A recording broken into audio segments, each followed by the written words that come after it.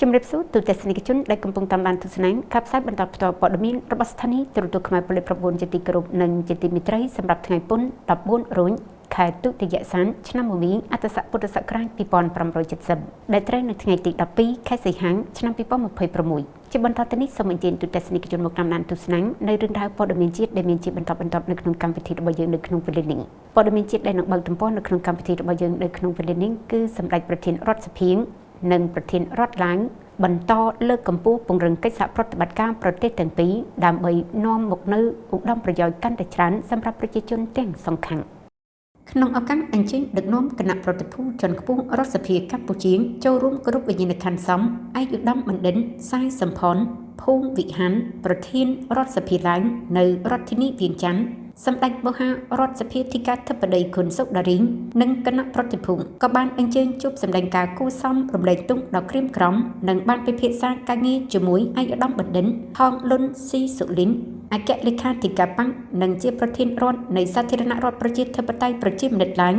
នៅថ្ងៃទី11ខែសីហាឆ្នាំ2026សម្ដេចប្រធានរដ្ឋសភាមានសេចក្តីតក់ស្លុនសោកសង្រេងជាទីបំផុតចំពោះមរណភាពរបស់ឯកឧត្តមបណ្ឌិតសាយសំផនភូមិវិហានប្រធានរដ្ឋសភាឡើងក្នុងវេលាដ៏សែនក្រៀមក្រំនេះក្នុងនាមប៉ាំងរាជរដ្ឋាភិបាលរដ្ឋសភានិងប្រជាជនកម្ពុជាទាំងមូលសូមសម្ដែងនូវមរណទុក្ខនិងសោកស្ដាយជាទីបំផុតជូនឯកឧត្តមប្រធានរដ្ឋនិងគណៈបកប្រជាជនបដិវត្តន៍ឡើងរដ្ឋាភិបាលរដ្ឋសភានិងប្រជាជនឡើងជាបងប្អូនចំពោះមរណភាពរបស់ឯកឧត្តមបណ្ឌិតសាយសំផនភូមិវិហានដែលជាការបាត់បង់ដ៏ធំធេងសម្រាប់ប្រជាជាតិឡើងហើយក៏ជាការបាត់បង់ដ៏ជ្រាលជ្រៅមួយសម្រាប់ប្រទេសកម្ពុជាឯកឧត្តមបណ្ឌិតថងលុនស៊ីសុលីនបានគ្រប់ថ្លែងអំណរគុណយ៉ាងជ្រាលជ្រៅជូនសម្ដេចរដ្ឋសភាធិបតីខុនសុដារីងដែលបានដឹកនាំគណៈប្រតិភូមកចូលរួមគ្រប់វិញ្ញាណក្ខន្ធសមឯកឧត្តមបណ្ឌិតសាយសំផនភូមិវិហានដោយផ្ទាល់នេះឱកាសនេះឯកឧត្តមក៏បានអរគុណជាទីបំផុតជូនសម្ដេចអគ្គមហាសេនាបតីតេជោហ៊ុនសែនប្រធានព្រឹទ្ធសភានិងជាប្រធានគណៈបកប្រជាជនកម្ពុជាសម្ដេចមហាបវរធិបតីហ៊ុនម៉ាណែតនាយករដ្ឋមន្ត្រីដែលបានផ្ញើសាររំលែកទុក្ខជូនបករដ្ឋនិងប្រជាជនឡាវនៅក្នុងវេលាដ៏ក្រៀមក្រំនេះ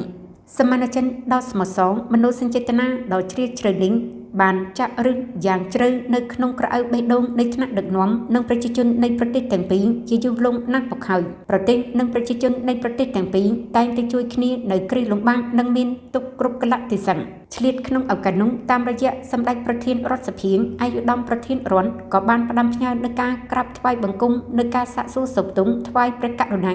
សម្ដេចព្រះបរមនាថនរោត្តមសីហមុនីព្រះមហាក្សត្រនៃព្រះរាជាណាចក្រកម្ពុជានិងផ្ដាំផ្ញើការសាកសួរសុខទុក្ខនិងក្តីនឹករលឹងជូនសម្ដេចតេជោហ៊ុនសែននិងសម្ដេចធិបតីហ៊ុនម៉ាណែតឯកឧត្តមបណ្ឌិតថងលុនស៊ីសុលីនក៏បានថ្លែងការកោតសរសើរចំពោះការរីកចម្រើនឥតឈប់ឈររបស់កម្ពុជាក្រោមការដឹកនាំដ៏ឆ្លៀវវៃរបស់សម្ដេចមហាបវរធិបតីហ៊ុនម៉ាណែតសម្ដេចប្រធានរដ្ឋសភាក៏បានបញ្ជាក់ជាថ្មីអំពីការបដិញ្ញាចិត្តរបស់កម្ពុជាក្នុងការបន្តមិត្តភាពជាប្រពៃណីនិងមិត្តភាពដ៏ពិសេសភាពជាដៃគូយុទ្ធសាស្ត្រគ្រប់ជ្រុងជ្រោយនិងយូរអង្វែងរវាងប្រទេសទាំងពីរ